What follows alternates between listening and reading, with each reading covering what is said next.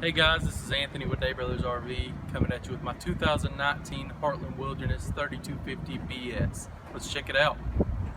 You guys gonna start from the front, work our way back. Power tongue jack, dual propane tanks, big fiberglass front cap, plenty of underbelly storage, nice magnetic locks, all completely closed. Underbelly, no raw or exposed wood. Here are your switches for your power stabilizers.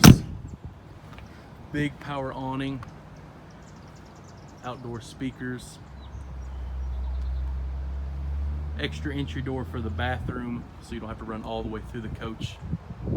Big outdoor entertainment, outdoor refrigerator, plenty of prep space, outdoor sink, and a place for your grill, outdoor shower, city water connection.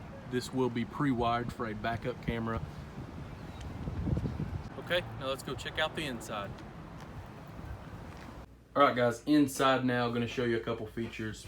Big sofa, trifold mattress tucked away in there for more sleeping.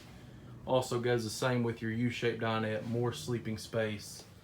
Big kitchen island with your stainless steel sink, stainless steel faucet. Dometic refrigerator with your it's gas or electric.